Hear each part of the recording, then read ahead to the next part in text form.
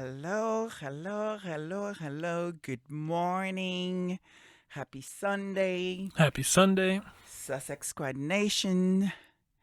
And oh my goodness, guys. What a How week. are you, Charles? How are you? Doing pretty well. Doing pretty well. Oh my God, George, what about you? How are you? What is going on? What's going on in your guys' life? What's happening? Oh my god, What a what's not week. going on? It's so busy. So busy, but so good. And honestly, I think, well, just to get right to the point, thank you so much again to everybody because that support that we got over this past week after the last show, after the last 2 weeks, everything, it's honestly, we still can't even really believe it. It's truly humbling and it just makes us feel so good and so happy to be a part of this community. So, thank you again, everyone. Wow, well say. Um, Agreed. Agreed. yeah, I And then mean, also, we are just slam packed. So I can also concur. There's a lot going on. So just not only just for ourselves, but also our big boy H is also doing a lot these days. So just to give a quick rundown of in terms of what things are going on at the moment, but what we know of anyway is that he has a virtual event that he's going to discuss his book Spare next month. It's going to be hosted by Penguin Random House, his publisher. He also is going to be doing a surprise event, which I don't really understand how it's a surprise event when everyone knows the surprise. So that makes no sense to me. But anyway, he's going to be doing an event with Dr. Gabor Mate in March. That's going to be appearing on Venmo. So make sure that Vimeo. Vimeo, thank you, Vimeo. So make sure you guys check that out. And then also another event taking place on March 7th in San Francisco. There's going to be an immersive summit by Better Up, and it'll feature the exchange of ideas and inspirational conversations, delivering unparalleled insights for leaders around talent retention, growth, and how to best enable managers to lead high-performing teams through the current climate of change and uncertainty. You can tell that's totally a press release, but that's completely fine. the man is absolutely busy, and I love it. I love it. But I will No, say but though, but hold on. How but does he sleep? How does he sleep? There's no time. There's only so well, many hours in the day. I'm. He found a way. He found a way. Him and But Megan, the two of them. I don't know how they do it. they are incredible. I must say, guys. Well, really, thank you. For you to join me today. I know you guys are very, very busy.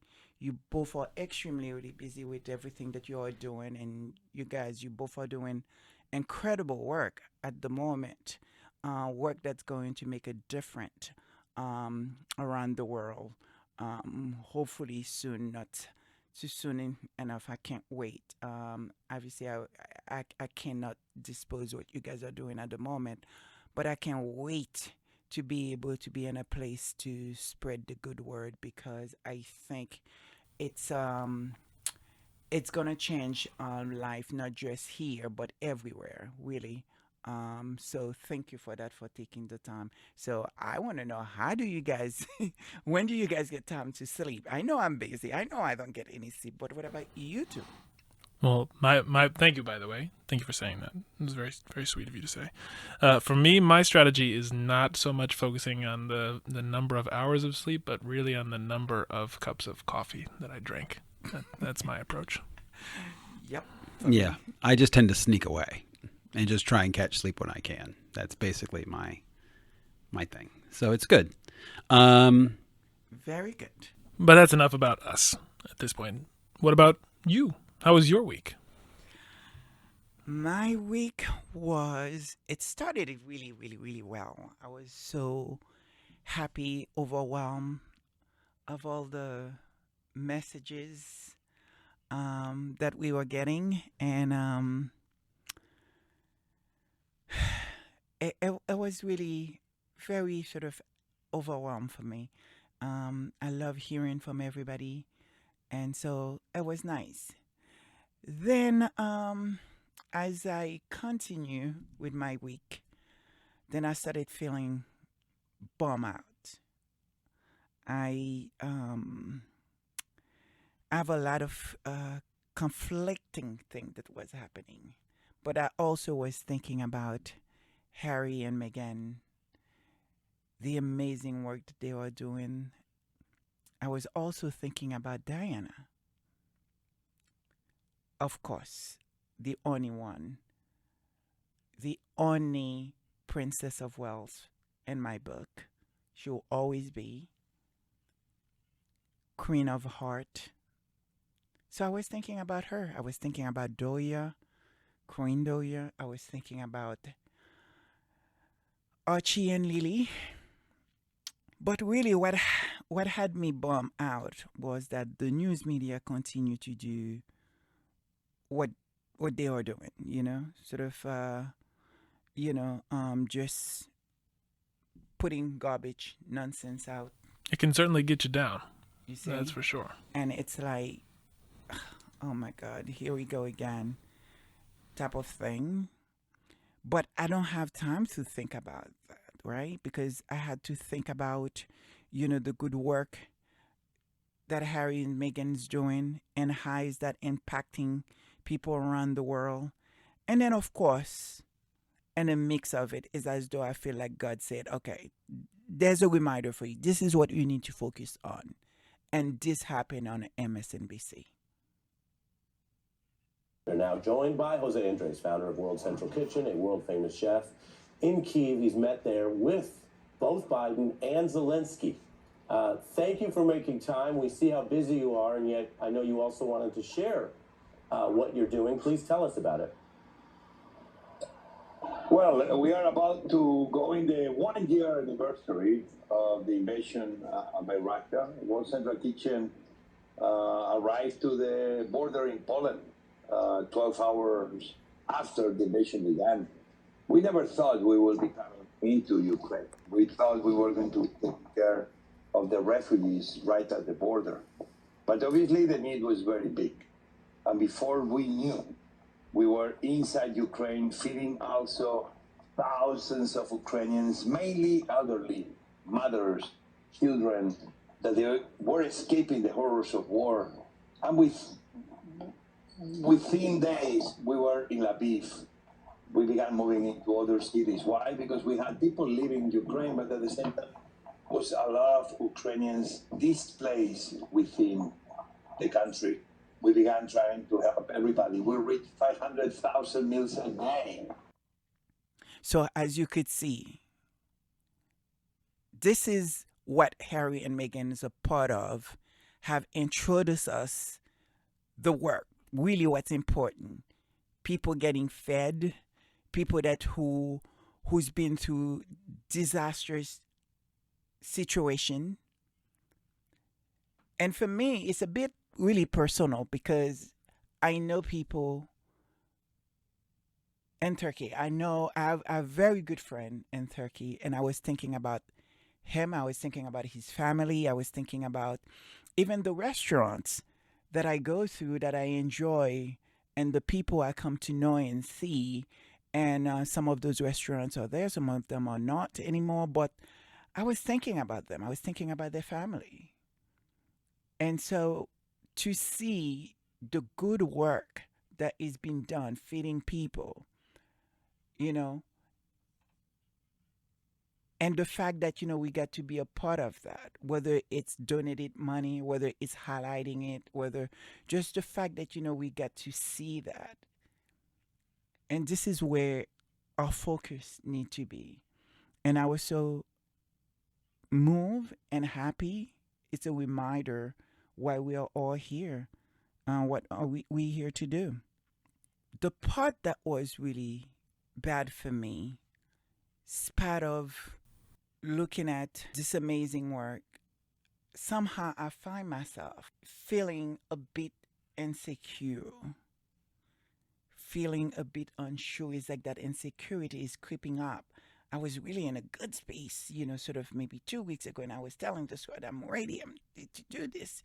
It was like, what, wow, like I feel like, my insecurities was been washed away and was excited. And then all of a sudden I'm having this strange feeling and try to figure out where is that coming from.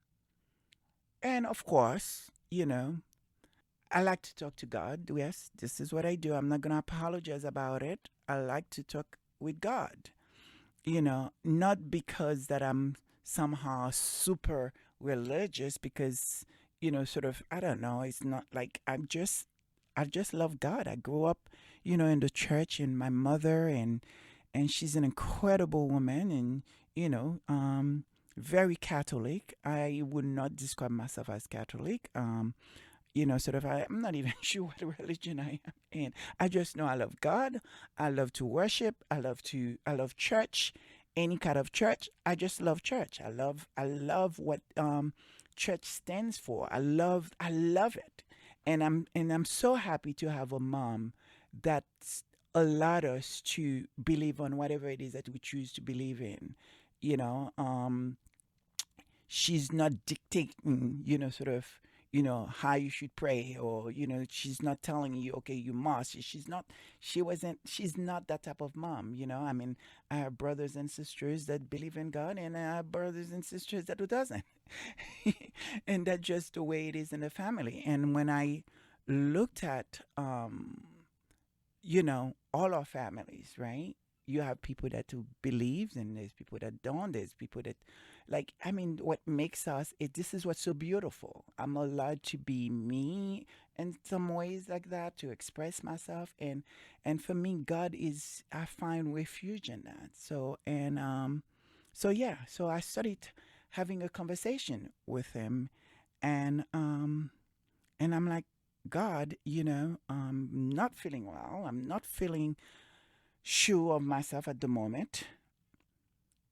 I'm feeling a bit insecure.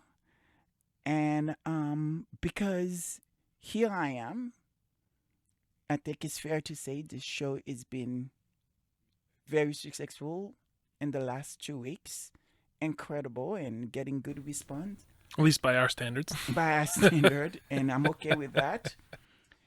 But I feel like I'm holding this big secret.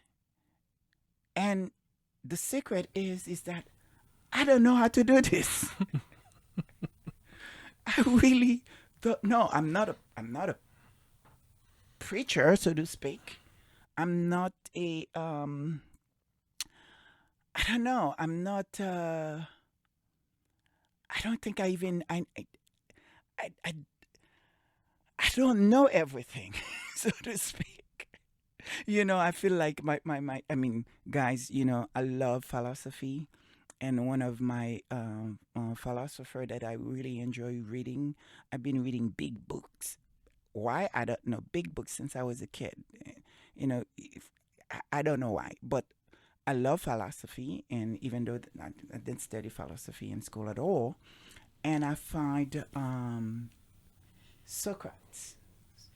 Socrates. Of course, Socrates. Of course, I know. I love him. And there is a saying, I think there's something, a quote, supposedly by him, I mean, that says, the more I know, the more I find out that I know nothing. I know nothing except the fact of my ignorance. That stays with me, even though there is huge discussion in the academic that says he never say anything like that. That was not what this was about, but somehow it is what it is. But I love it. I love that word. It stays with me, and I'm okay not know everything. I'm here to be educated. I'm here to be open, and I know even with all that, I'm still not gonna know enough, and I stand corrected, and that's okay. So I digress. So I started continue having my conversation with God, and said, God, I don't know how to do this. I'm not Ivy from Royal UK Sussex, I believe. She's incredible, this woman. I mean, like, oh my God. It's like watching her show, you feel like, okay, she's British, and it's like she's an historian. She's everything. And then you go to Miss V, who I think that has the most incredible voice. I haven't heard from her, in a while, but she is like, she knows what she's doing. And you have Facts and Two Cents, and then what about Baron? And it's like I want to be like them. I want to be them. I want to be them. I want to be them. God, please, why can I be them? Because I can't not do this. And then, of course, I wait for an answer. And this is what he says to me. This will save you. Stop comparing yourself to other people.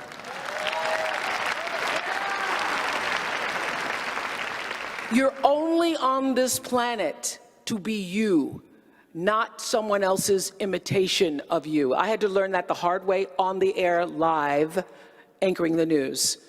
One night in my 20s, when I first started broadcasting, I was 19, moved to an anchor by the time I was 20, and I was just pretending to be Barbara Walters. I was just trying to talk like Barbara, act like Barbara, hold my legs like Barbara. And I was on the air, and I hadn't read the copy fully, and I called Canada. And I did that on the air. I cracked myself up because I thought Barbara would never call Canada. And that little breakthrough, that little crack, that little moment that I stopped pretending allowed the real me to come through. Your life journey is about learning to become more of who you are and fulfilling the highest, truest expression of yourself as a human being. That's why you're here. Of course, I had to find the answer on YouTube. No, that's just God using the algorithms now. And the fact of the matter is, like you said, Lady Sussex, I think you said this last week, and we'll probably just keep saying this every week, is that we're not here doing this service to preach. We're not here to convert anyone. We each have our own respective beliefs.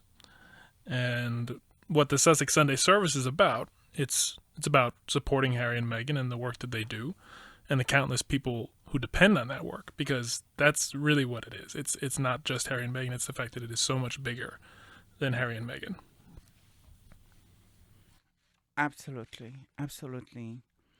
So I said, okay, God, but I may not get it right. And of course, he says nothing. Silence, guys. So, Sussex Squad and everyone else who may be listening, please pray for me that I get it right. And if I don't, I am open to be informed. Let me know when I get it wrong. It's okay. It's all love here. So, I think we should get the show started. So, Charles, George, the service today, and of course, Sussex Squad Nation. The service today it's going to be interesting, if I may say so. We are going to deal with the meaning of words. What is words? WORDS. What is the meaning of it? So, what is words? Well, like we always like to do when having a critical discussion or an analysis of what's going on, it's important to know that we're even speaking the same language. And so when it comes to the word, it's a bit meta this time, but that word, when you look it up in terms of the definition, it has a whole number of different uses. It can be a single, distinct, meaningful element of speech or writing. It can be a conceptual unit of language, which has inflected and variant forms. It is even the smallest amount, I like that expression of it. It is even the smallest amount of something spoken or written. It can be a command, a password, a signal. It can be, if you go and look at it, spend some time, you can go down a rabbit hole. There's a lot of meanings of the word. And if you go back to the etymology, it goes back to the Germanic. We have to thank the Germans for it. And then it came through from the English side and Dutch, and it's got all of that going on. So it's an interesting word when it comes to its actual etymology of the word word. But what's even more interesting, at least for me personally, is when you look at the word word from a biblical context. And I think everyone will know exactly what passage I'm referring to when they say, think of the most famous Bible verse about word. What is it that you guys think of, Lady Sussex and Charles? Is it Book of John? Yep. Well, what's the verse though? I think you're cheating with the show notes. Busted. For calling me out. I'm telling my you. God. On the You street. guys are so bad. I'm trying to. Okay, Charles, you take this one. Come on. Yes. So it is actually the book of John. And the verse goes, and I'm going to paraphrase a little bit here, but this is basically what it is that I remember. So in the beginning was the Word. The Word was with God. The Word was God. He was with God in the beginning. Through him all things were made. Without him nothing was made that he has been made. In him was life, and that life was the light of all mankind. The light shines in the darkness, and the darkness has not overcome it. Exactly. So that is Book of John, chapter 1, verse 1 through 5. So that is the very beginning when John sets out writing his gospel. This is what he starts with. He starts with this sentence: in the beginning was the Word, and the Word was with God, and the Word was God. So they are synonymous, according to John. The Word is God. And then he goes on to say he was God in the beginning, and through him, so through Word, all things were made, and nothing that has been made was made without that Word. And it goes on, and we can talk about even more through all of that. But the interesting thing comes when you really look at how John actually wrote this in the first place, because he was not writing in English. He was not writing using the vernacular that we have today when we look at the gospel. John wrote his gospel in Greek. And the word that he actually used in Greek was the word logos. And the word logos does not simply mean word, as I just described earlier, in terms of how we think about the definition of word as the smallest conceptual unit of language. But the word logos, the Greek word logos, actually has a number of meanings. It is, in part, a word as it relates to communication, but it is on top of that, it is discourse, and it is reason, specifically. Logos is how we get the word that we use today of logic. And so what John is in effect saying is that, and it's some might call it a hot take, but what John's saying is that God is actually reason. God is actually the power of logic, and that logic, that reason, that sort of word in action, that reasoned discourse is what actually created life, what actually created things. And we can go down we'll have to do a whole separate service about, okay, how do you take that in the context of the book Spare and what that's creating, because that is reasoned discourse applied. But when thinking about that word and thinking about how we understand its role in society today, the words themselves, is that even as far back as writing the Bible, it has this connotation. It has, when it is not simply vain words, but when it is reasoned discourse, it has incredible power. Sure. And so I think just overall, when you start thinking about it, the interesting point of the whole thing for me anyways, is that I do like history. So, and when you start looking into the history of words and kind of where it came from, what it's really about, what is its true meaning and value to society, that's just where it gets really interesting to me. So you can go back and say that, okay, well, look, what significant has written words specifically actually had on civilization? And you could actually make the argument, a lot of people say, okay, well, it's farming. A lot of people say that it's actually when people actually decided to stay in one place, and then that's actually the birth of civilization. I think a lot of it actually goes back actually to the written word as well, because that's actually when you can start passing through stories. That's actually when you can actually have history and culture that's actually passed on through more than just one generation. It's when you begin history. And so that's always just kind of really fascinated me. And then when you start looking at it in terms of kind of our current context, how important that's actually has been, you don't actually have to go very far. It's really the English language actually can really probably is the best use case in terms of how powerful the written word has become. And a lot of that is just, really how prevalent English is.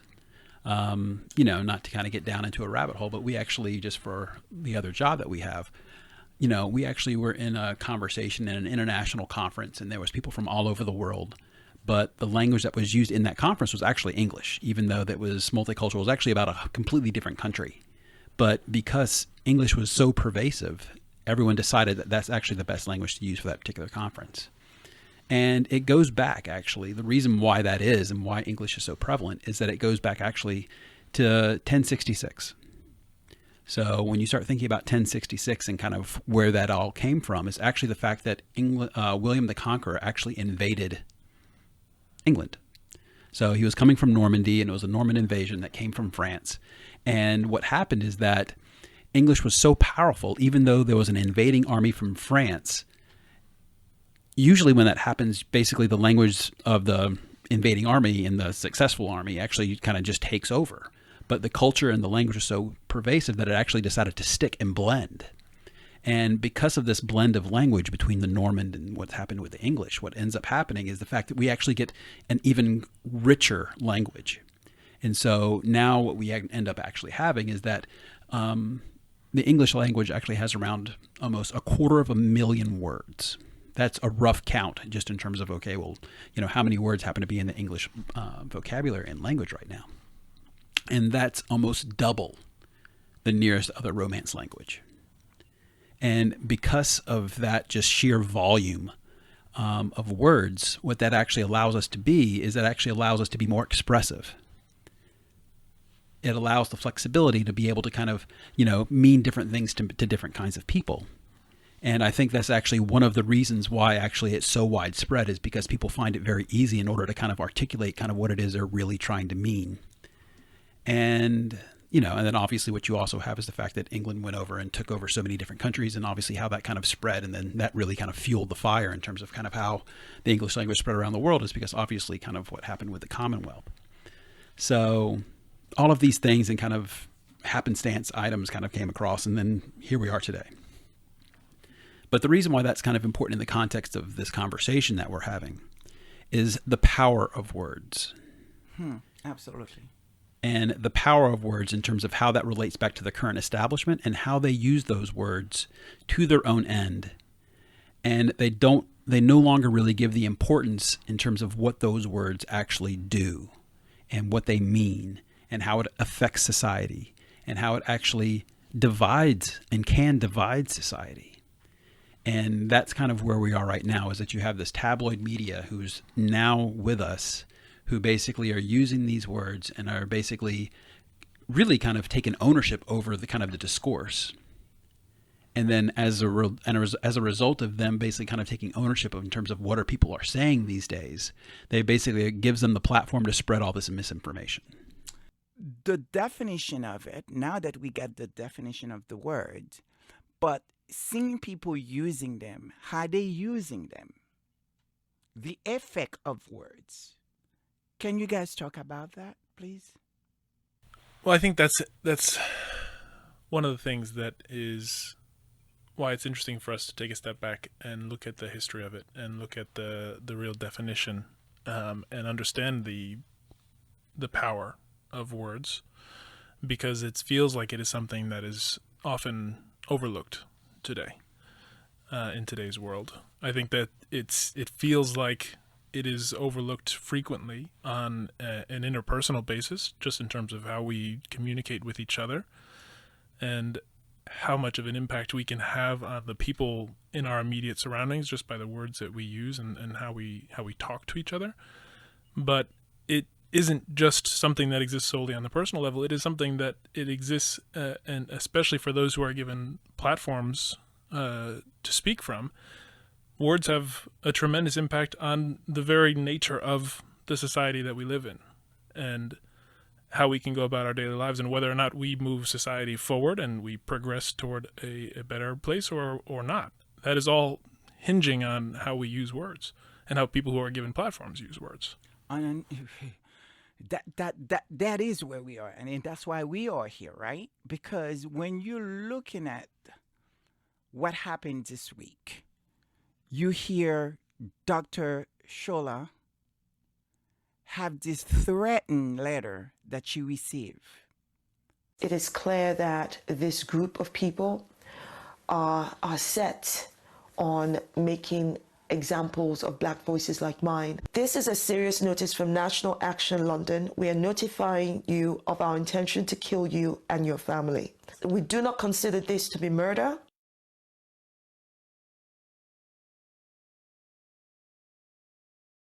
We have guns and knives and are watching your house. We will be following you as you walk around your area. And the word that was used to threaten her, her family. And all of a sudden, I feel angry. I feel mad. I'm upset. And I didn't know what to do with the emotion. I didn't understand why it hurt so much. A member of our community, someone was out there fighting for our rights. Even I will even go as far as saying the right of the person that wrote this letter. How dare they? And how that left me.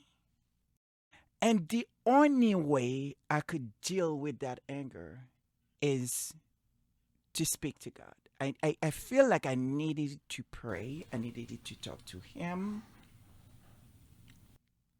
I needed to say, God, please, if we're going to deal with that, I you have to show me the word that I need to say and how I need to feel about this subject. Then, of course, He did answer. And the way God answers to me, God answered to me, guys, Sussex Ride. I think I mentioned that in the last service. If you guys are just now joining us, you hearing us for the first time, I tell the story that as a kid, because my mom goes to church all the time and I'll go to church with her, I enjoy going to church. And I always wanted to know this question. Okay, we pray. And for me, what I used to really pray a lot, besides pray for, my family and stuff like that, the next thing it will be about my Barbies, because I was huge on Barbies. And I was also huge on candy and nice shoes. So my prayer always involved with Barbies, candy, and shoes. And pretty dress, of course. So, and I believe I asked my aunt. It had to be my aunt because I can't think of anybody else. So, how do I pray? How do I know God hears me? And how would I know when He answers my prayer? And then my aunt saying, and yes, I believe it's my aunt, she said, well, I can't tell you whether or not God hear you. I know God hear everybody's prayer. I cannot tell you when He hears your prayer. But this is what I can tell you. The way God will answer to you, to your prayer, it's going to be through something you reading, and then you have this moment, or something that you watching on TV, and somebody having a conversation, and there's something in there that makes you feel a certain way, or something that you are talking about or hearing, and whatever, that answer could come from there, or even your friends. It could be, sort of just a sign on the street. And those are the things that you need to look for, and then that, this is God speaking to you. And And really, guys, Sussex Squads, I've used that, and I can tell you the miracle that happened in my life and continue to happen in my life. The position that I find myself in, even doing this service. And so I'm having this conversation with him, and then of course, because now I am on YouTube checking in and checking with people and see what everyone is doing. And then, of course, I come across this philosopher, the woman philosopher, Seneca. I'm sure most of you know who I'm talking about. And I was reading what he said. Anger, if not restrained, is frequently more hurtful to us than the injury that provoked it. And I'm like, oh God, okay, God, I think I got it. I continue my conversation with God, and then I said, well, God, what now? And I know what maybe you guys may think, and for those of you that's who probably not really into God like that and who doesn't really quite get it, and might say, well, Lady Sussex, of course you're going to hear inspiring words if you're reading, sort of philosophies, and you're doing all these things and you're reading quote and everything. Of course those things are quite inspiring, but does that mean that is God talking to you? I hear you, I get it, but I'm telling you, for me, that is the way I feel like God speak to me. Although I like all reading all these big books and doing all that, but there is something that I'm sure even you that who doesn't believe can feel like. Sometimes you hear somebody say something, or unexpectedly that you read something, it makes you feel some kind of way, and you have these guts that tell you maybe you either should or shouldn't do this, or something that guiding you, whatever that is. So for me, I interpret it as God speaking to me. Well, just to add to that, because I think it's very on point. And to your point, the fact that there's maybe some people who maybe are skeptical or have a different beliefs, and that, which is totally fine. Absolutely fine. Totally fine. But I think this story that I'm about to share it's kind of a joke story, but it's very funny, and it's very representative of what you're saying right now. And so this is a version that was recounted in Psychology Today on their website back in 2009. So here's how it goes. It's very short. I'll be quick. A storm descends on a small town, and the downpour soon turns into a flood. As the waters rise, the local preacher kneels in prayer on the church porch, surrounded by water. By and by, one of the townsfolk comes up the street in a canoe. He says, "Better get in, preacher. The waters are rising fast." "And no," says the preacher, "I have faith in the Lord. He will save me." Still, the waters rise. Now the preacher is up on the balcony, wringing his hands in supplication, when another guy zips up in a motorboat. He says, "Come on, preacher, we need to get you out of here. The levee is going to break any minute." Once again, the preacher is unmoved. "I shall remain. The Lord will see me through." After a while, the levee breaks, and the flood rushes over the church until only the steeple remains above the water. The preacher is up there, clinging to the cross, when a helicopter descends out of the clouds, and a state trooper calls down to him through a megaphone, "Grab the ladder, preacher. This is your last chance." Once again, the preacher insists the Lord will deliver him. And predictably, he drowns. A pious man, the preacher goes straight to heaven.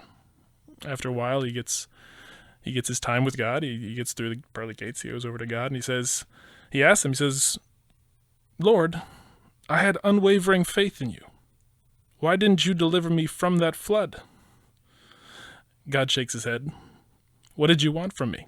I sent you 2 boats and a helicopter." So all that to say, to your point, Yeah. maybe the things that we see and the signs that we perceive there and the people around us there, maybe even in the algorithms showing us this short versus this short or whatever it is. It's always going to be in this world that we exist in, but that doesn't necessarily mean there isn't something moving it. Absolutely. Absolutely. So I digress. And thank you so much for this. To get back to words, I'm not so sure what it is that I was looking to hear, so I can start thinking about the show, the service, because there was so many things that was happening. My emotion was being affected by all the nonsense, all these words that people was putting out there, and I didn't know which direction really to go to. And then, of course, 3 a.m. This is the time. It's a very special time for me. This is when I'm finished doing my work. You know, relax. It's quiet, and so I'm able to think. And it's also the time I often look and check with the squad and support everybody, listen to what's happening today, what are they talking about, and check and see if there's Harry and Meghan again is in the news and some nonsense and what's happening. So this is really a very special time for me.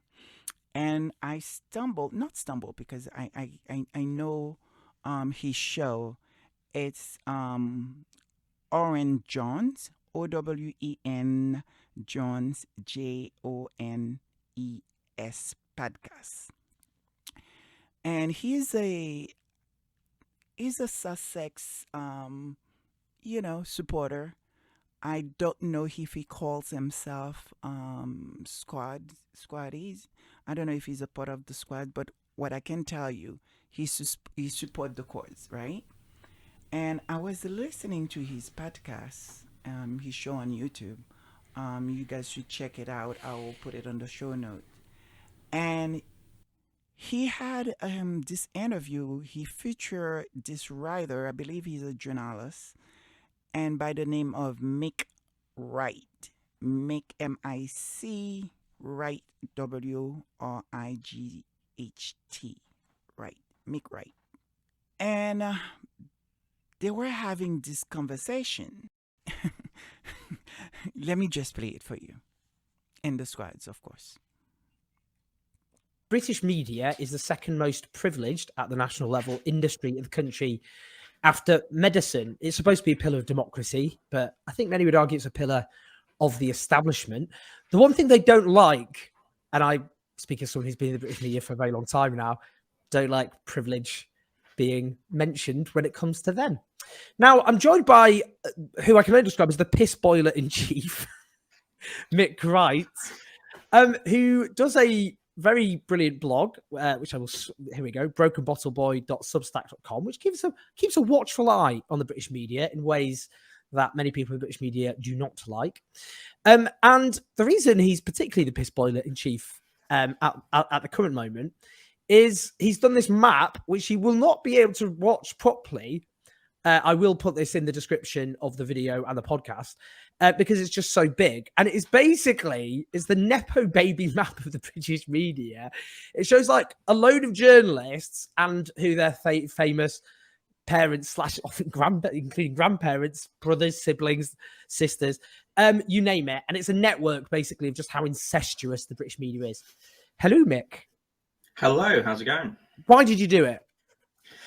Well, I did it because New York Magazine in December last year did a thing about Hollywood Nepo babies, which then usually quite often with the British media, what you'll have is follow-on pieces from stuff. So there were loads of pieces in the British media about the New York Magazine Nepo babies piece, and all those pieces focused on either the entertainment industry or lawyers or politics or some bits of corporate life, but never mentioned journalism. So the Times did a big article about it, not a mention of journalists. You go into the comments under there and the readers are going, well, hang on, what about Giles Corrin? And what about Victoria Corrin Mitchell, who got her start writing a column in the Times when she was like 15? Like what about these things? And it was just clear to me, well, these aren't going to get mentioned. Even when Vice did an article about Nepo babies, it covered entertainment Nepo babies in the UK, but nothing about journalism. And the reason is pretty clear. I mean, I used to work in the more mainstream part of the British media, and when I worked there's no way I'd have been able to write about nepotism within it in the way I have done, because as someone made a point this after I put this map out, oh well, you never work in journalism again. It was a massive omerta type thing, like how dare you do that? And of course I know, you know, in the past when you've mentioned it, you just got a pile of abuse on you because people just don't like to talk about it, and it isn't talked about. So that's why I did it. I mean, I should say, I can't go into too much detail, but they've repeatedly tried to have me fired over it, Nick. Yeah, Pointing out the privileged nature of the British media, all the kind of vast amounts of racism churned out by the British media industry. Yeah. They don't like it up them, is all I'm saying, and they will try and get I can't be fired because I've burnt all the bridges already. So there's no more bridges to burn. I just live on a burning bridge instead. So, Mick, why does it matter? Well, I think it matters because people don't actually know about this. People sort of make an assumption that they kind of know a bit about it. But part of the response from this is so many people who might patronizingly be called civilians by people who are within the media don't actually know the extent of this. You know, there are a lot of people who do things like conceal who their parents are by changing their name or by just never talking about it. And it matters because I'm not saying that everyone on this map is, none of them are talented or none of them are capable, or none of them could have been journalists without the influence of their parents or their uncles or great grandparents or grandparents. But what I am saying is that it has an effect on who can get into the industry if there are so many people whose families have that effect. You know, I was talking to someone earlier who was told, oh, this person was nearly fired, but their family member is so important they can't be fired. That person's still working in the British media, you know, in a prominent position. They should have been fired, but they weren't because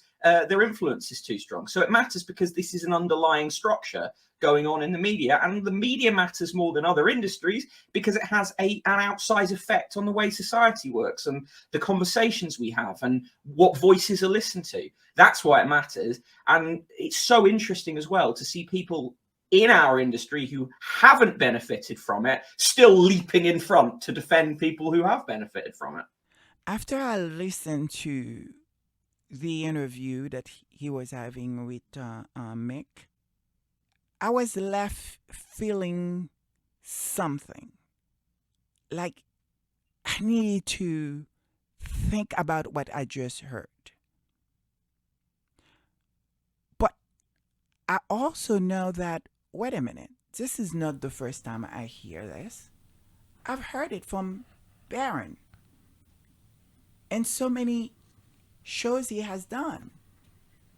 Then I'm like, okay, God, I guess I'm getting something. I guess that's what I'm going to need to talk about. But then I'm like, okay, I need Barron clip. And I'm like, oh boy, Barron done so many shows. It's not like there are the headlines. So how am I going to do this? How am I going to get it? Oh my God, does that mean I'm going to have to sort of, go back and maybe the last 2 months and watching and listening to God, please help me here. And then this happened. It was insane, guy. This happened. Just showed up in your feed. No, but I was actually watching him. I was watching his show. It was a new one. Yeah, it was a wow. new show like 2 days ago, which we're gonna put, like it's almost feel like the conversation that he was having, the stuff that he was talking about, like didn't quite really. The man is brilliant, but I feel like it's almost like come out of nowhere. I didn't expect that. I didn't expect he was gonna go that route, and then here it is. So I'll let you guys listen to what he said, something that he had said in so many shows before, and I encourage you guys, please pay attention when this man is talking. And sometime I think it's worth going back and listening to the show because there's so much that we might be missing. So I'll let you guys hear what he had to say about the same conversation. The socioeconomic background of the journalist, higher socioeconomic background, that's 84% of reporters, journalists, and 73% of the editors. Lower and middle socioeconomic background, very few, 16 and 27% respectively. The narrow section of society dominates our media landscape. It has an adverse effect on democracy as well as our news values, which stories are told and how they are told, and what's deemed newsworthy and what isn't. I saw the damaging effects of this in my own country. So Basit Mahmoud is explaining here, and I've shared this before, why the British tabloid media is so dangerous and what makes them so one-sided in their reporting. It's because they themselves, and of course, this term public school. In America, public school means that you go to a tax-funded school, but in the UK, public school is a private school that was so exclusive that it opened up its doors to other wealthy kids, and that's why they call it public school. Now, that's my best explanation of it. So when you hear that most of the Tories have gone to public school, that's what they're talking about. Public school means that if they weren't in government, or if they are in government, they would or may have come from the same background as that 84% and that 73%, just like Boris Johnson, who was a news editor and writer before he became a politician. So I started thinking about those two words, trust fund and nepotism. So I'm going to ask you to, Charles and Josh, when you hear those two words, specifically trust fund babies, what is the first thing that come into your mind? Wall Street bros. What about you? Pain in the ass. I don't know. Come on, guys. No, I'm just kidding. Please. This is a service. This is God It's service. a different kind of service. Yeah. So, Someone annoying. mm-hmm. But if you were to think about trust fund babies, what would be the first place your mind will go to? No, I Maybe- think where my mind goes for both of the words together is something that seems maybe we're starting to pay more attention to it, maybe not enough yet, but the word that comes to my mind, the phrase that comes to my mind is generational wealth. Mm-hmm. Okay. Similar. I actually go back to, and I think it just goes back to kind of the power that they have over me specifically, that I take on and I have an active interest in, but is political. So when I start hearing like trust fund baby, it basically just means to me, to your point, is that generational wealth, but it's past wealth. To me, it actually means generational power. And that always just kind of, when I think of, that kind of power, I always just get back to, okay, well, politically, and how they basically are able to kind of, invade our institutions and kind of run our institutions. Interesting. For me, oh God, I'm sorry to say this. When I hear trust fund, specifically trust fund babies, my mind goes into a very negative place. And I know it's negative because I think of spoiled brats, people that did not work for what they now on, someone did it for them, and then they are here to just waste it and don't care about it and don't know what to do with it. Like, for an example, if you think about the new Prince of Wales, right? Would you guys consider him as a trust fund because he's inherited this massive wealth? But did he work for it? What did he do for it? I think he's the literal definition of it. I think. Okay. And so you started thinking, at least for me, this is how the show started developing itself. And I started having questions. I started questioning those two words, right? Nepotism, trust fund babies. And you looking at it in the lens of how I'm looking at it. Undeserved. People that didn't work for it. People that are disconnected. inherited it, that's completely disconnected. So the question that I have now is that what our problem is? Are we in a place now where the media and the people that we look forward to information, not all of them, of course, it's coming from a bunch of trust fund babies? I think so. I think well, first of all, I think just getting back to what George mentioned earlier, just as he quickly interjected, is, they just jump in, right? I mean, it's I think it is kind of the root of the issue because they are so disconnected from everything.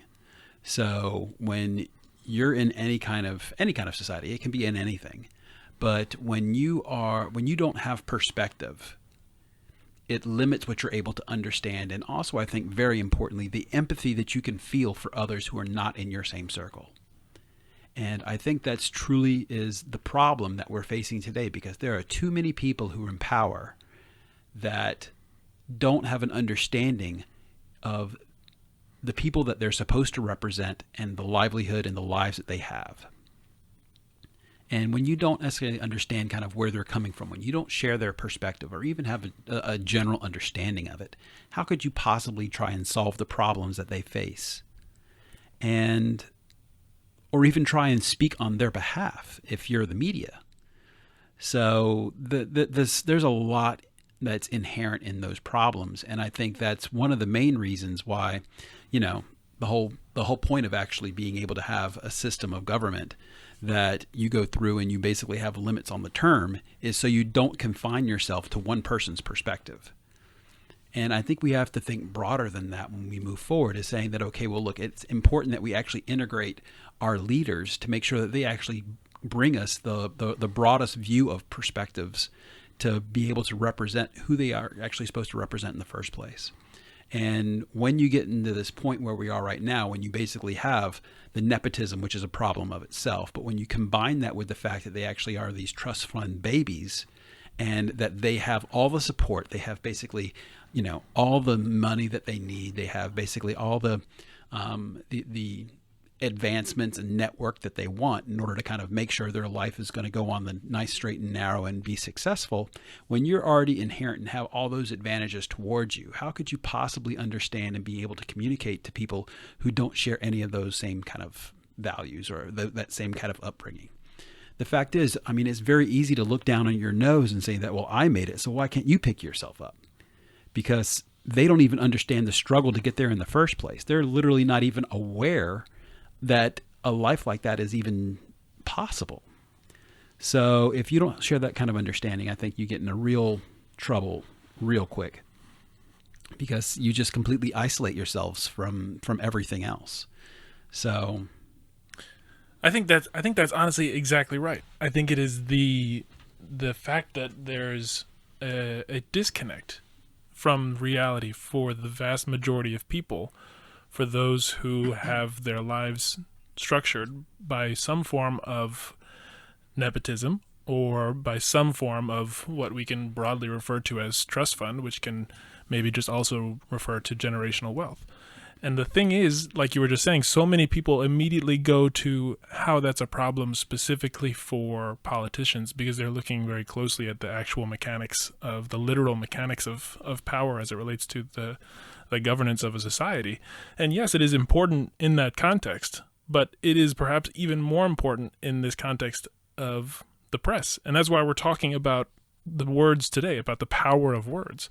And if you go back and you look at history, because it's not necessarily a new problem either. This is something that has been building for quite some time. I mean, the press is referred to as the fourth estate, and that's. I mean, there's different opinions on what the first three estates are. Whether it's from the French Revolution perspective of you've got the clergy, the nobility, and the commoners, or whether it's in Parliament in Great Britain. That being different, whatever it is, the idea is that there is still this entire sort of force that is the press that warrants being called its own entity. And if, again, you go back and you look at the history of it, and you look up this fourth estate, and you see about the people that have written it, you got the father of modern conservatism, Edmund Burke, but you've also got, in 1891, you've got Oscar Wilde writing, and I'll read what he actually wrote. He says, "In old days, men had the rack. Now they have the press. That's an improvement, certainly. But still, it is very bad and wrong and demoralizing. Somebody, was it Burke, called journalism the fourth estate. That was true at the time, no doubt. But at the present moment, it is the only estate. It has eaten up the other three. The lords temporal say nothing. The lords spiritual have nothing to say. And the House of Commons has nothing to say and says it. We are dominated by journalism." And so there is a very real reality of our world today, of how important and how powerful the news media is. And it goes back to the power of words themselves. And in terms of the challenges that we're facing today, it goes to exactly what Lady Sussex was just saying, that it is to the point of asking ourselves a question: is this being caused by nepotism? By trust funds? And the thing is, I mean, I don't want everyone to think somehow if you work hard, parents, people that who choose to be parents, that who wants to be parents, it is very often you will hear them saying why they're working so hard. Is to make sure that, you know what, their kids can have a better life, a better situation than they do. And it's a commendable, right? And I'm okay with it. I'm okay to make way for your kids, your brother, for your sister, for whoever. Why not?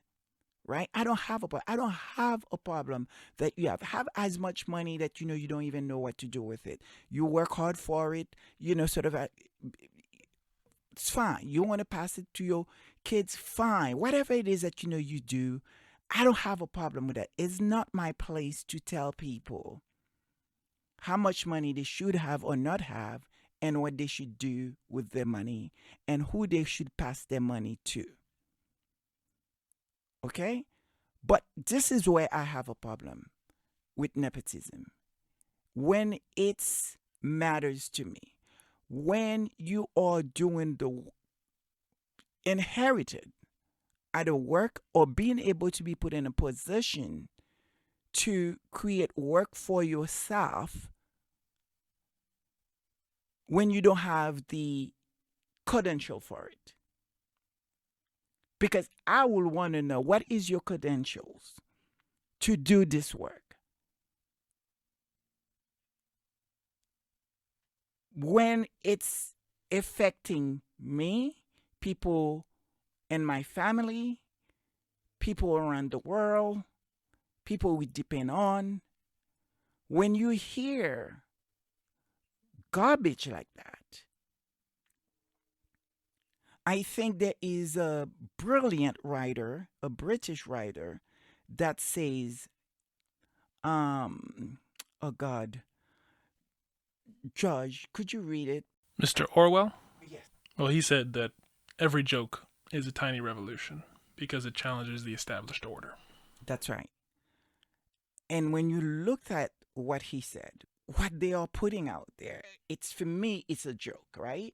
It's a joke. And it's trying to establish something, but that something is something that's hurting people.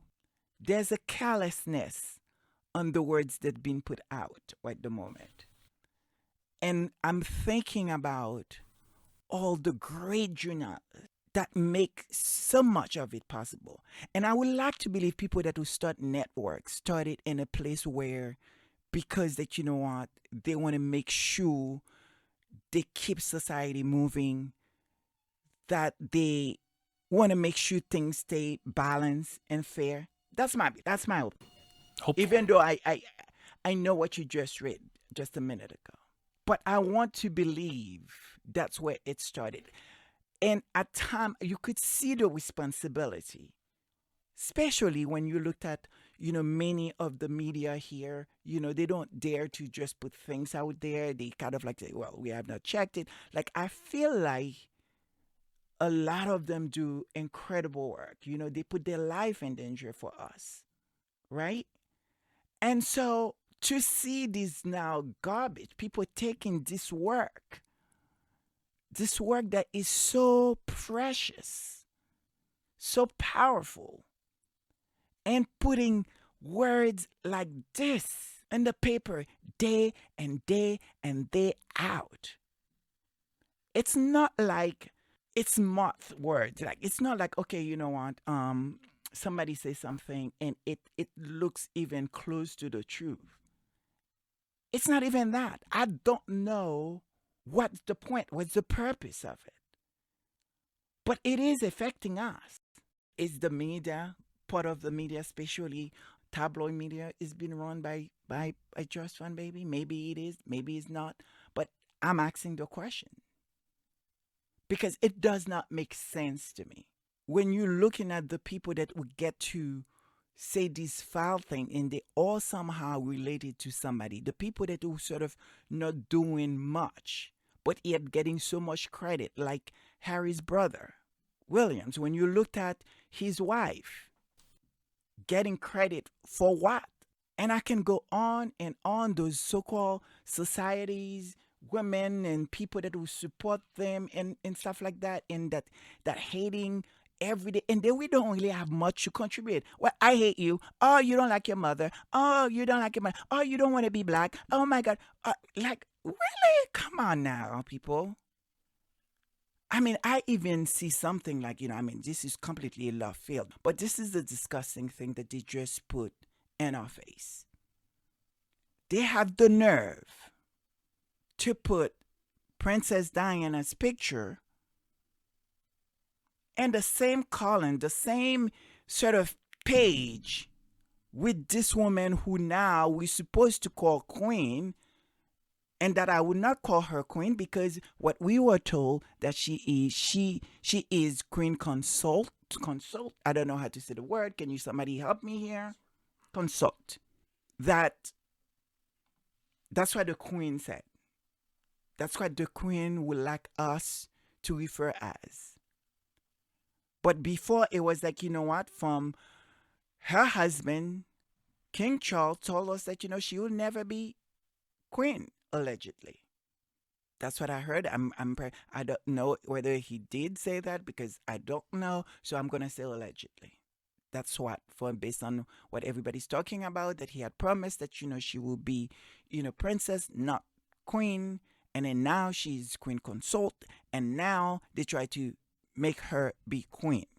How dare they to compare Diana or put Diana in the same sort of page or statement or mention?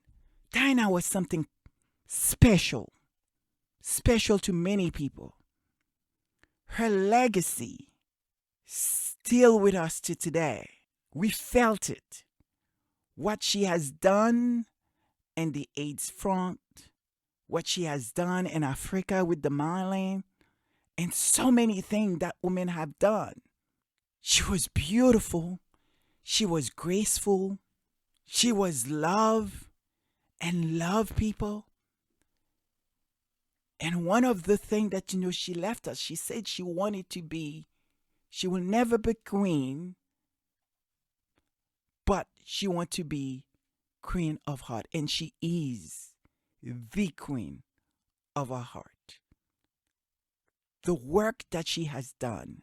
So I'm asking somebody to be comparing this woman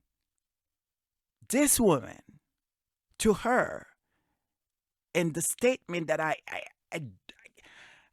it's just going to be on the screen. I don't want to read it. I don't want, like how you compare, what has she done? What yeah, who is she?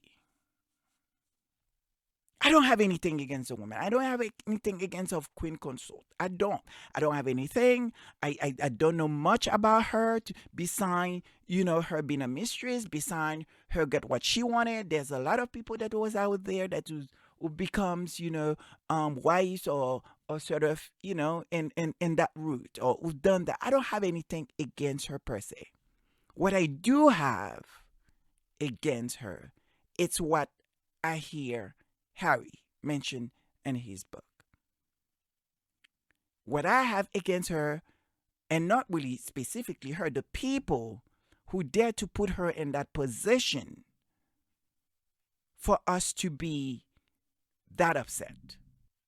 Because the people that are supporting Harry right now, the people that were supporting Harry and Meghan right now were there when Diana was present.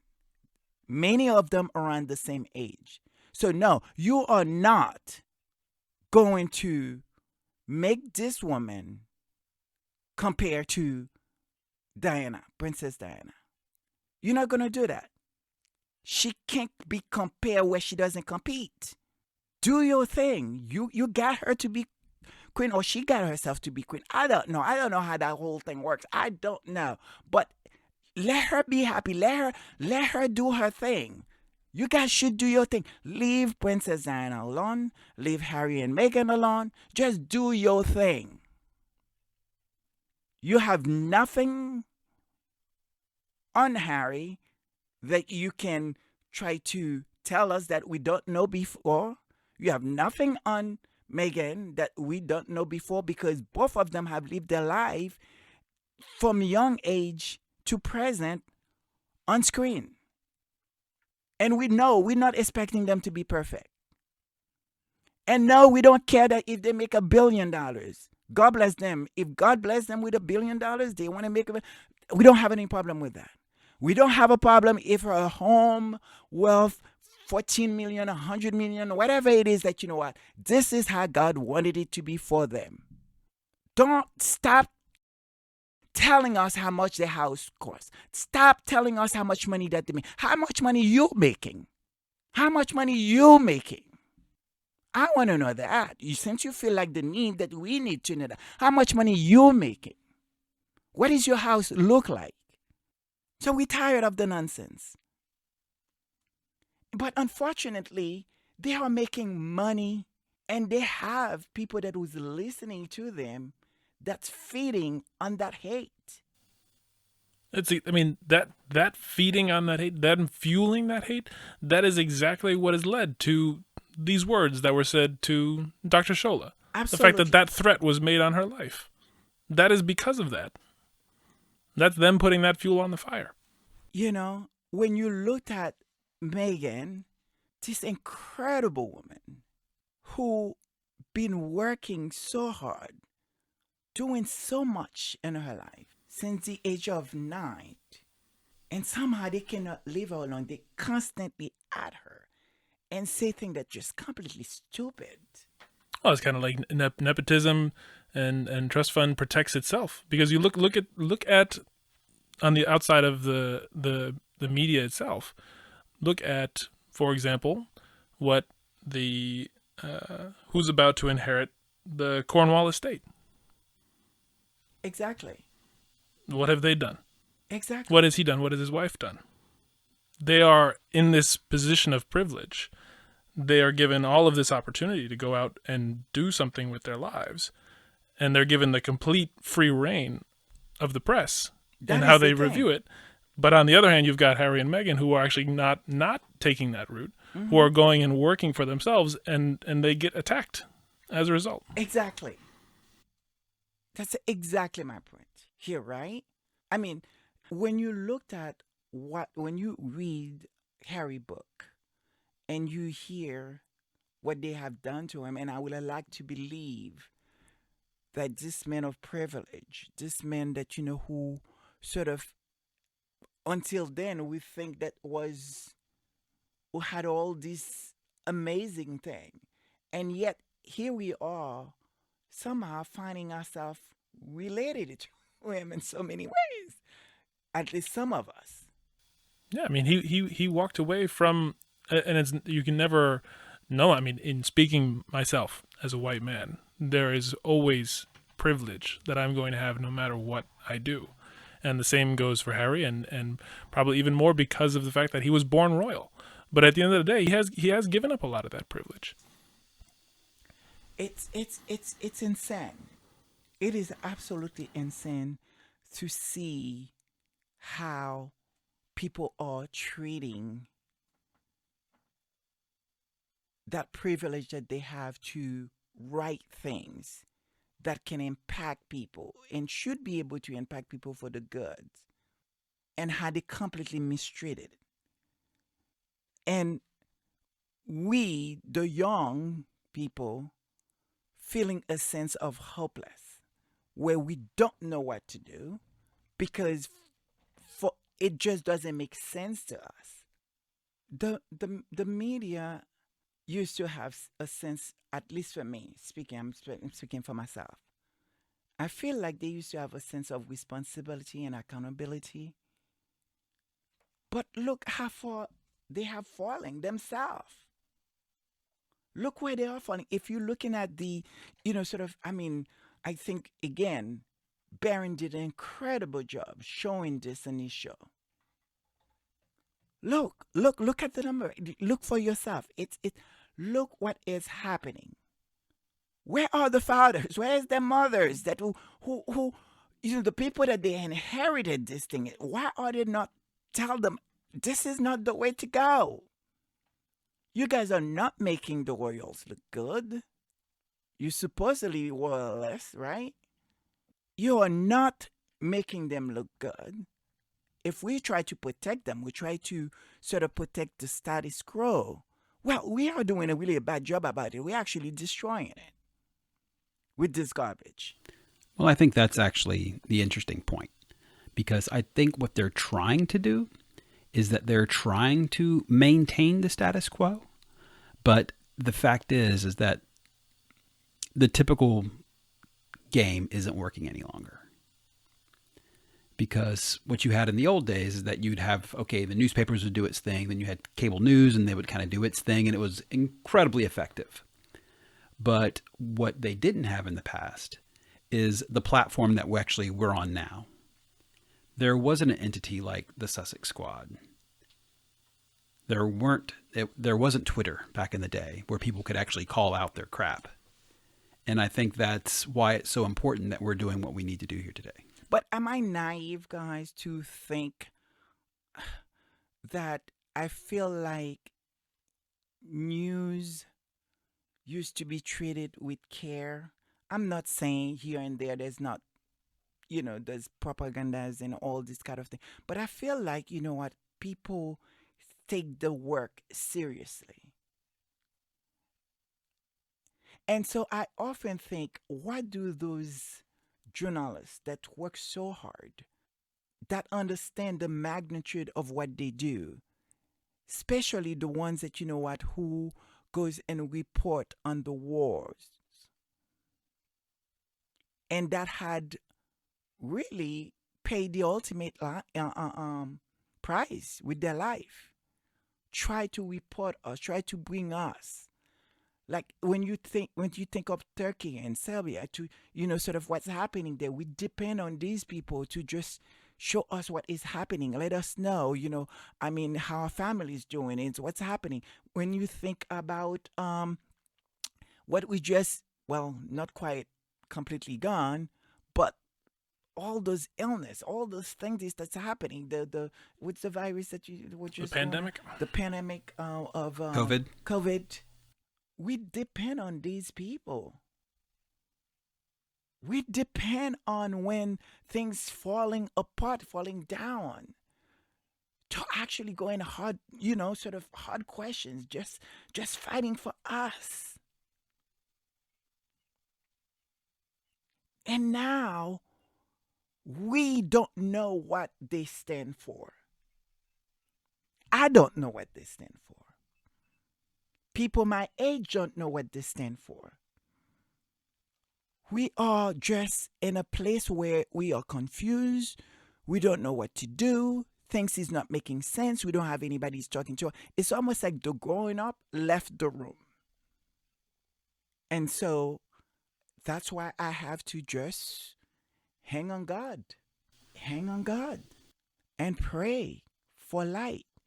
Pray that God is listening. Pray that God is with us, part of everything that is happening. And so this is the time that where I feel like a prayer is needed. So Sussex Red Nation, if it is the case that nepotism is the cause of what's happening right now, why we having all these nonsense about Meghan and Harry, then we are all in big trouble. I hope, like Harry said, Diana and the great Lord is protecting them. But we too need to pray for that protection and that help. Because this situation affects all of us. It is right now, for many of us, especially people of color, a time of tremendous sorrow and fear, vulnerability, the feeling of being alone and being swept out of to sea, drowning in the night. I think there's actually a really fitting poem that actually sums up that sentiment quite well from Mary Stevenson. It's called Footprints in the Sand. So the way that poem goes, and I think, it's probably one of the most famous poems going, so I think most of you guys would probably recognize it. But here it is. So one night I dreamed I was walking along the beach with the Lord. Many scenes from my life flashed across the sky. In each scene I noticed footprints in the sand. Sometimes there were 2 sets of footprints, others there was only one. This bothered me because I noticed that during the low periods of my life, when I was suffering from anguish, sorrow, and defeat, I could only see 1 set of footprints. So I said to the Lord, "You promised me, Lord, that if I followed you, you would walk with me always. But I have noticed that during the most trying periods of my life, there have been only 1 set of footprints in the sand. So why, when I needed you the most, you have not been there for me?" And the Lord replied, "The times when you have only seen 1 set of footprints is when I carried you." Amen. Amen. Amen. Word have incredible power. And we need to think about what is happening, not just to Harry and Meghan. Because how could we get here? For all the works that we have done and all of the work and sacrifice that our ancestors gave, this is where we find ourselves. And as we now closing Black History Month, and look how far we have gone, but yet we must remember we are not alone. We may be exhausted. We must press on. And we need support from one another and from God. Though sometimes it seems like you are all alone, I am with you always, as long as you make me Lord upon the throne. I am with you always, and when your sight grows dimmer by the day, I am with you always. Hold fast to the fact that I'm the truth, the light, the way. I am with you always. And I'll be your sunrise in the morning. In the morning. Guiding light. Guiding light. When dark has fallen, I'll hold you close when your strength begins to fade. I am with you always. And even at the point when all you know is pain, I am with you always.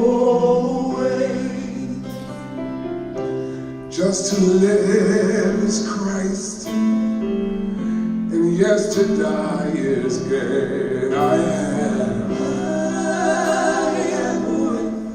with you always. I'll be your sunrise in the morning. In the morning. Guiding the light. Guiding the light. Dark has fallen. Dark has fallen. I'll hold you close when your strength begins to fade. I am with you always. I'll be your sunrise in the morning. In the morning. Guiding light. Dark has fallen. Dark has fallen. I'll hold you close when your strength begins to fade. I am with you always. Say I'll be your sunrise in the morning. In the morning. Guiding the light. Dark has fallen. Dark has fallen. I'll hold you close when your strength begins to fade. I am with you always. I am with you always. I'm with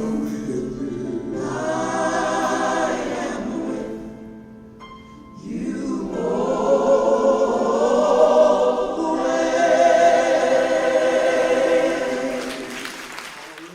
Amen. Amen. Amen. I think of all the great work that's been done on our behalf. You see, I wasn't there for it. I wasn't there to see it.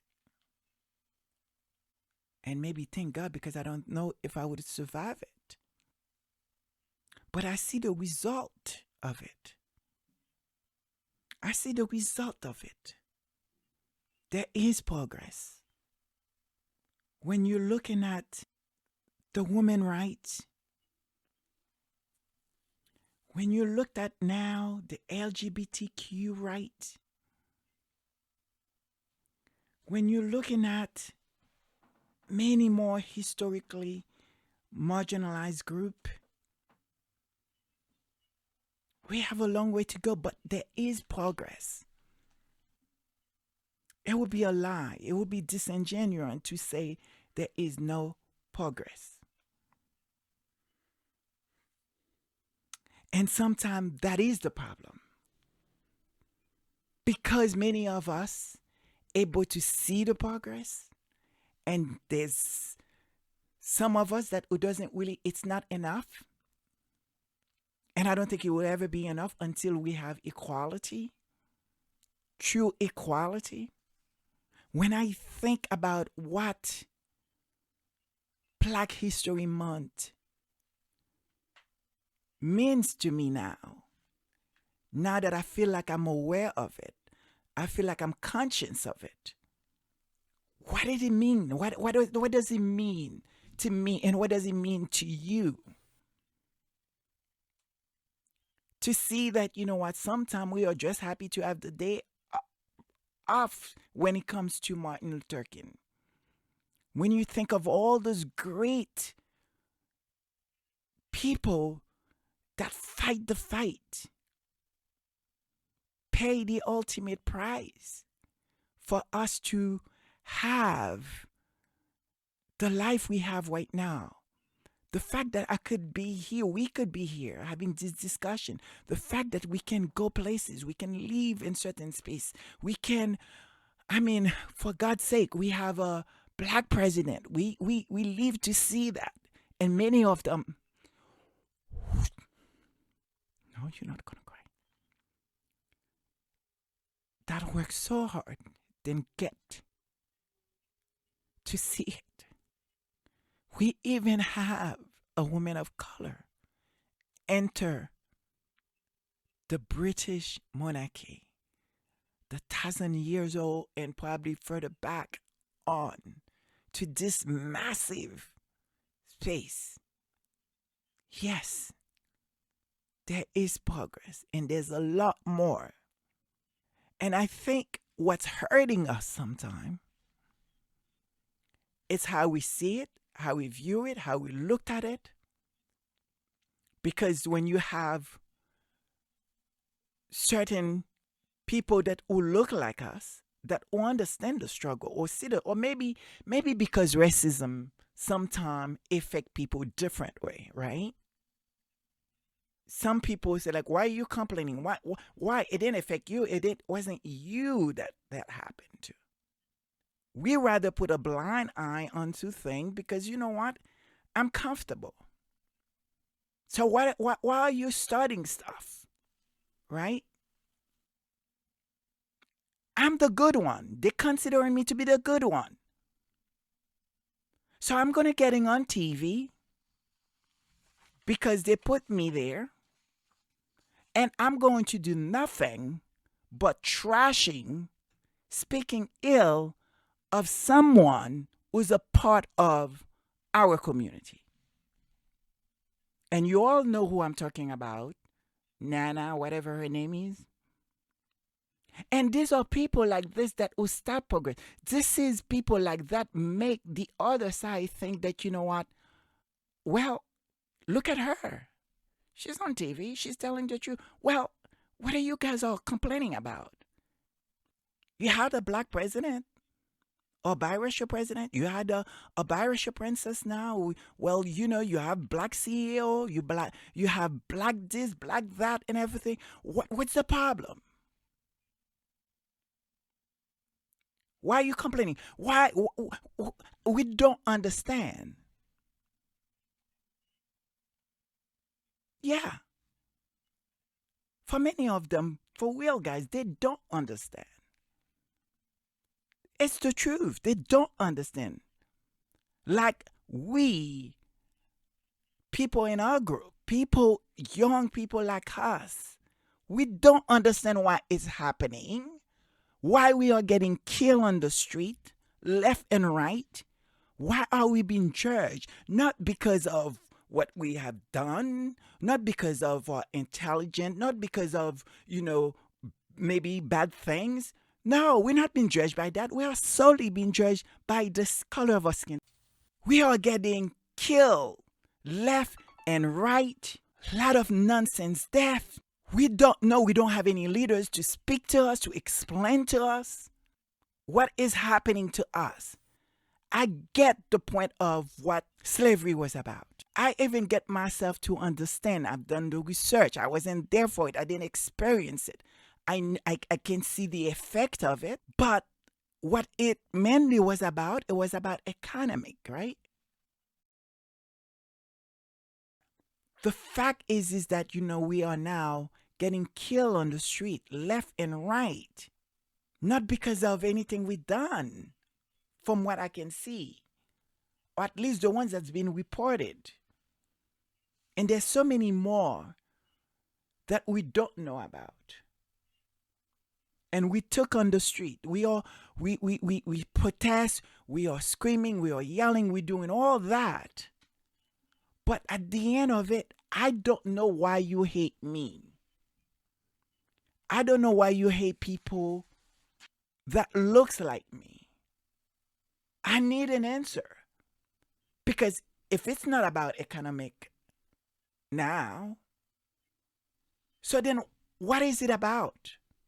When you looked at a woman like Meghan, who entered this space, worked hard, doing everything she could possibly done. We were led to believe that, somehow, she's uppity and they're doing this, they're giving her this, they're giving her that. Now we find out that, she was supporting herself. She was actually working for free. Isn't that interesting? Isn't that interesting? She was working for free. With all her credentials, everything she was about, self-made, she was working for free. She had to pay for her own wedding dress. And we also hear that, in some ways he was supporting the prince that, don't get me started with that one. Sorry, guys, this paper is falling down. This is, I'm getting, God please. Okay, I need to come down. She was supporting him using her credit card. Make that make sense. So, here we are, asking questions. Try to make sense of it all. I looked at my nieces. We are a blended family. You could look at each one of us here, even sitting here in the room. How do we talk to each other? Sometimes it feels like there is a silence because we don't understand. We really don't. It's just not making any sense. We should not have been afraid to go out. We should not have been afraid to go to the supermarket. We should not have been afraid to getting in a car. We should not have to be afraid for our children, for our loved ones, for our friends. Whether it's in school, whether it's the supermarket, the movie theater, the park, where are we safe? Because we don't feel safe. For what? And it led me to now begin to ask the question, are we some sort of endangered species? Already they're calling us animals. But even that, I don't know, because most animals, if not all animals, have protections. Where is our protection? Because the people that's supposed to protect us, it's killing us. We are getting threats. And the media is not doing anything about it. Not enough. It's not just to report it. What is it that you're doing? I can't take it anymore. I can't take to see this woman, Dr. Shola, I'm sorry. It's been threatened like that with her family about why. Why you think it's okay to threat her and her family? Why do you think it's okay to threat Meghan Markle? What has she done? I'll let you hear from her. And also, I think for people to really understand, when you plant a seed that is so hateful, what it can grow into. I mean, just a couple days ago, I was going through the manual for our security team at home, and on one of the pages that I happened to flip to, it was about online monitoring. And they were like, if you see a tweet like this, please report it to head of security immediately. It just said, Meghan just needs to die. Someone needs to kill her. Maybe it should be me. And it's just like, okay. That's like what's actually out in the world because of people creating hate. And I'm a mom. It's my real life. And that's the piece when you see it and you go, you are making people want to kill me. It's not just a tabloid. It's not just some story. You are making me scared. Right? And like that night, to be up and down in the middle of the night, looking down my hallway, like, are we safe? Are the doors locked? Is security on? Is everything? That's real. Are my babies safe? And you've created it for what? Because you're bored or because it sells your papers? Or it makes you feel better about your own life? It's real what you're doing. And that's the piece I don't think people fully understand. How could we now, living in the society that we are in right now, have all these challenges, all this incredible thing that is happening in terms of technology, where we need to be? Because at the end of the day, I don't understand how you think having a white world somehow that will be good. And for me, it's like saying that, a world with no flowers and no animals, no nothing would be nice. We bring colors. We build these countries.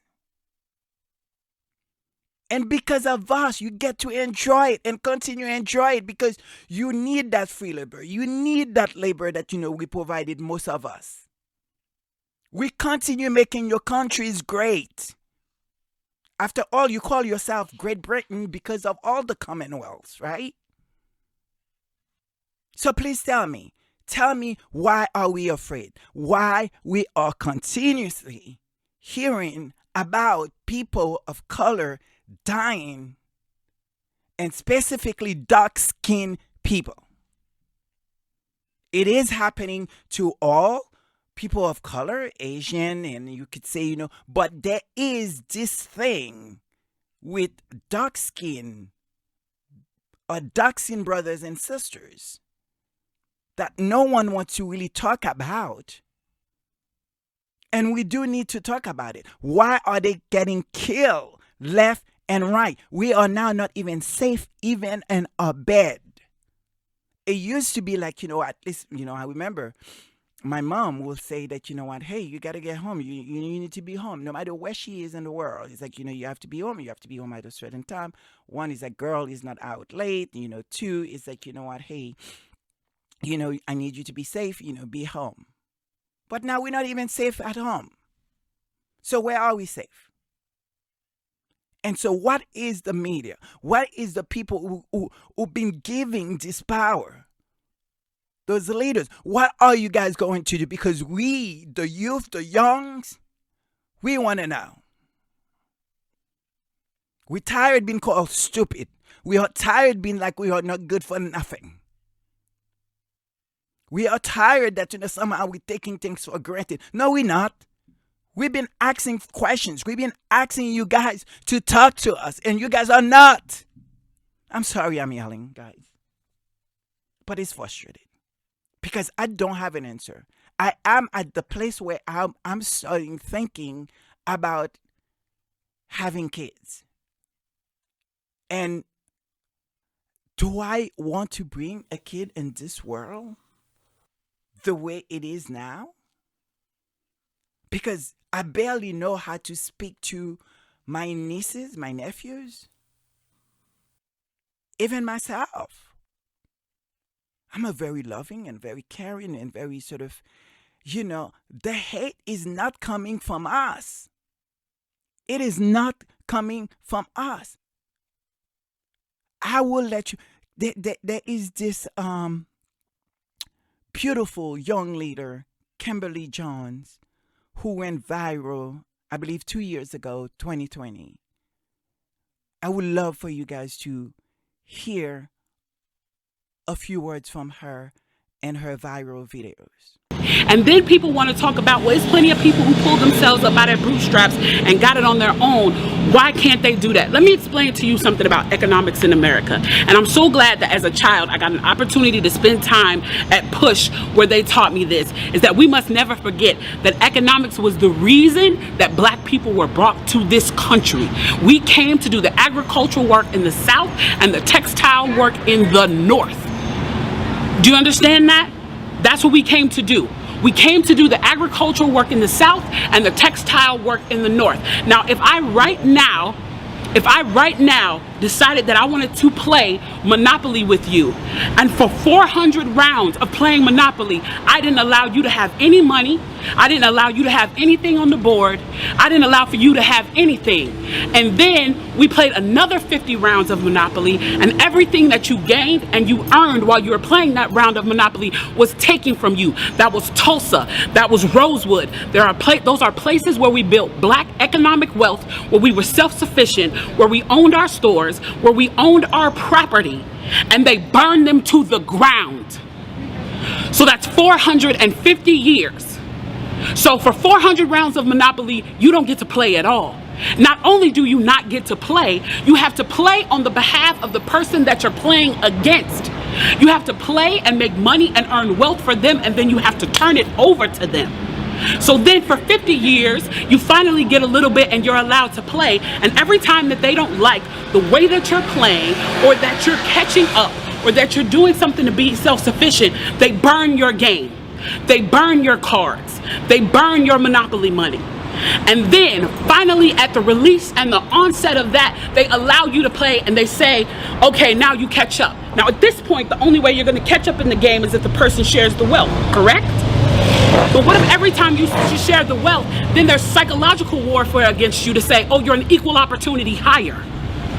So if I played 400 rounds of Monopoly with you and I had to play and give you every dime that I made, and then for 50 years, every time that I played, if you didn't like what I did, you got to burn it like they did in Tulsa and like they did in Rosewood, how can you win?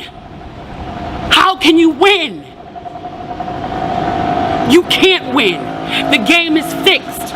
So when they say, why do you burn down the community? Why do you burn down your own neighborhood? It's not ours. We don't own anything. We don't own anything. Trevor Noah said it so beautifully last night. There's a social contract that we all have, that if you steal or if I steal, then the person who is the authority comes in and they fix the situation. But the person who fixes the situation is killing us. So the social contract is broken. And if the social contract is broken, why the f do I give a shit about burning the Football Hall of Fame, about burning the Target? You broke the contract when you killed us in the streets and didn't give a f. You broke the contract when for 400 years we played your game and built your wealth. You broke the contract when we built our wealth again on our own by our bootstraps in Tulsa, and you dropped bombs on us. When we built it in Rosewood and you came in and you slaughtered us. You broke the contract, so your target, your Hall of Fame. As far as I'm concerned, they could burn this bitch to the ground. And it still wouldn't be enough. And they are lucky that what black people are looking for is equality and not revenge. Like she said, we own nothing. I'm not advocating on destroying people's property, but I understand the point that she was making. But we own nothing. Where is the fear coming from? Where is the hate is coming from? So this is how I am looking at. I'm looking at the Black History Month and see how far we have been and how far more we have to go. But the difference is now, I'm not so sure what the fight is about. I'm not so sure how to fight that fight. That's why we look at on leaders like Harry and Meghan. We looked up to young leaders like that is doing beautiful work. And we looked for leaders like Dr. Shola and many more. Even the squads here. Because the kind of nonsense that they talk about, the kind of nonsense that they try to put in our face, make it seem like that, somehow like, what, you see that today and then the next day is as though that never happened. Coming at us, that we need to be present. We need to be able to be informed and educate. And there's work to do. So we are asking for help here. We are asking to stop killing us, challenging us, care for us, harvest what we have to offer. So, this is where I'll leave it. I know we usually will end the show with a prayer, but this time we're going to do something a little bit different because I think as we're closing Black History Month, I think we need to always find a way to remind ourselves why we're doing this work, why we're putting ourselves out there, why we must support our youth, our youngs, people that who just say enough. And I think I will leave you guys with Denzel Washington as he was receiving the AFI Lifetime Awards. So I'm going to let you guys hear that. And then I will come back and say, we all say here, we'll say, happy Sundays. And leave you guys to worship with us. I'm up here to say thank you to God for giving me this ability, for blessing me, for shaping me, for chastising me, for teaching me, for punishing me, for allowing me to be a vessel and touch people around the world. Small minds discuss other people, gossip. Good minds discuss events. Great minds discuss ideas. I was Eleanor Roosevelt. I was also Pauletta's father, my father-in-law. He was a great man. He taught me so much about what being a man really is. I want to end the night with a short video that we recorded of Pauletta's father 30 years ago that my son, Malcolm, gave me, an AFI graduate. Just a short 30-second video, and this is what Pauletta's father had to say 30 years ago. We were put here for a reason. God created man, and God intends for us to love all mankind. And by being in a loving mood, caring for one another, that's our purpose for life. We should care for one another, and we should love one another.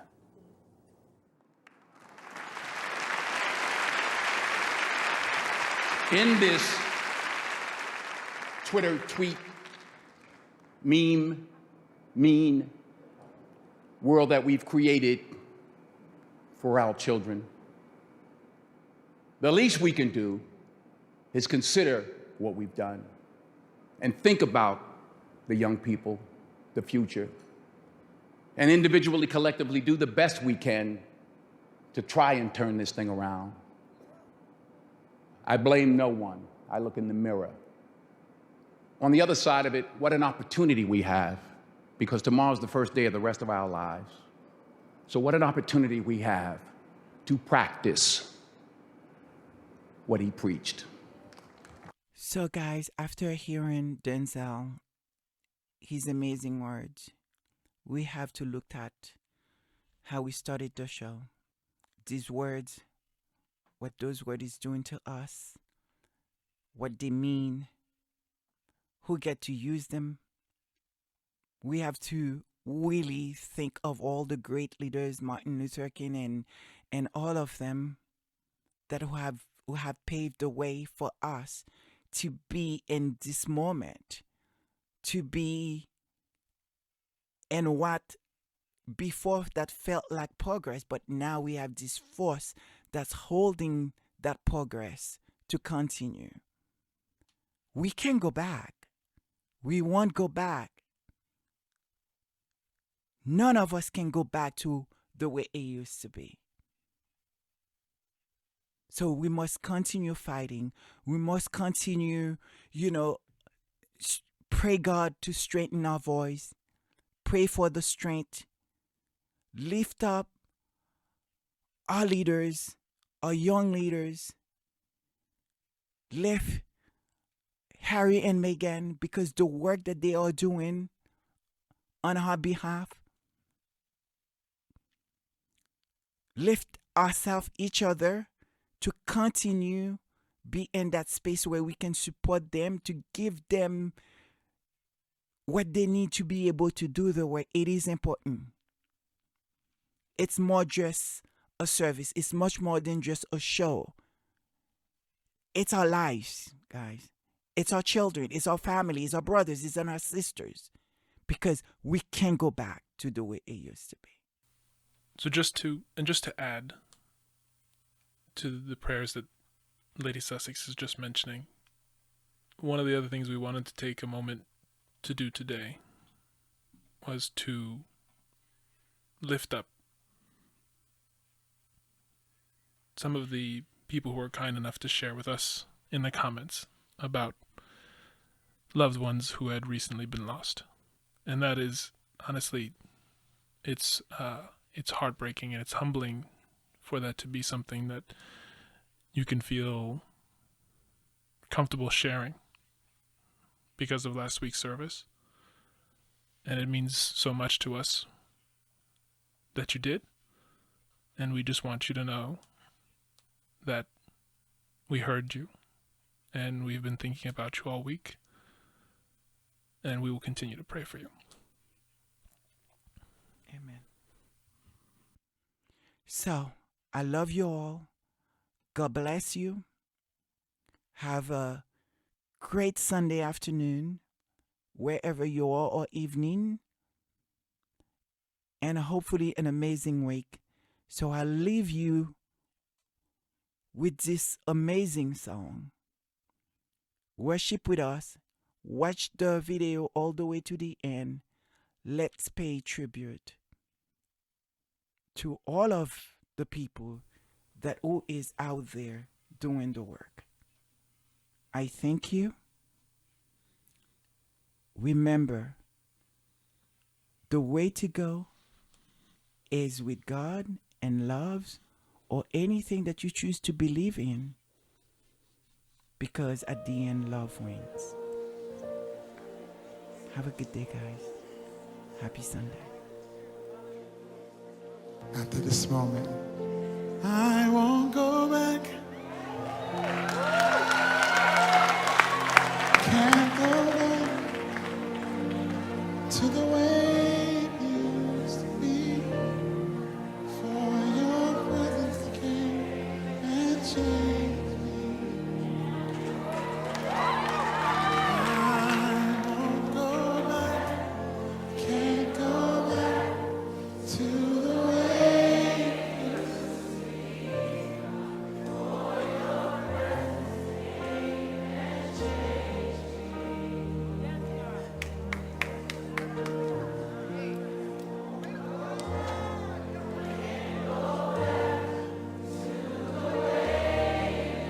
What would we go back to?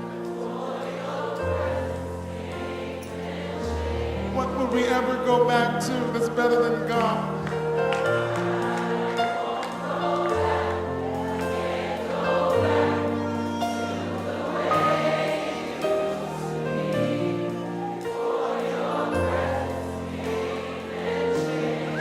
There's nothing to go back to.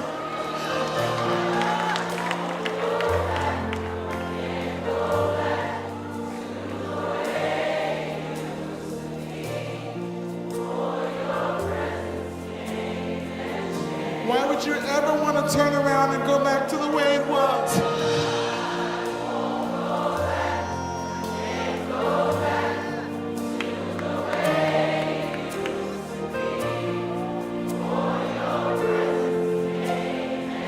When God gives you an encounter, there's nothing to do but go forward.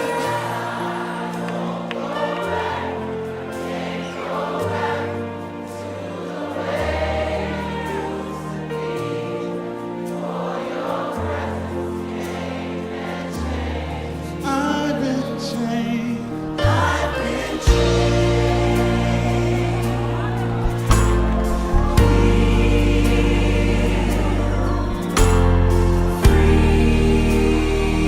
I've been delivered.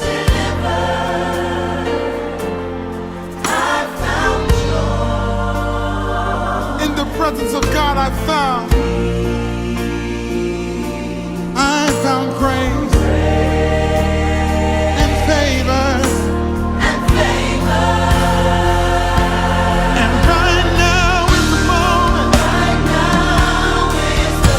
Today is the day. I've been changed. I've been changed. And I have waited for this moment right here. And I won't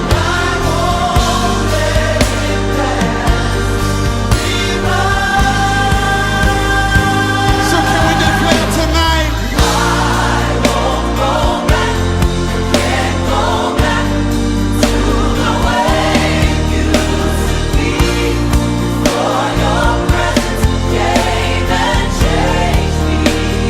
I won't go back, no.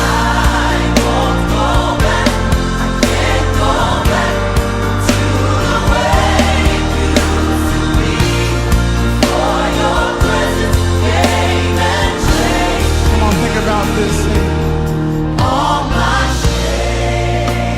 That's the reason to worship enough.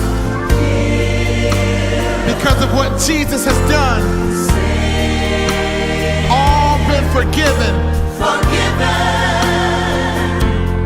No more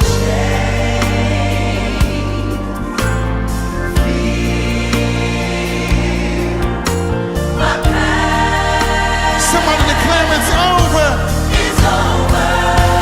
Somebody say, right now. Today is the day. I've been changed.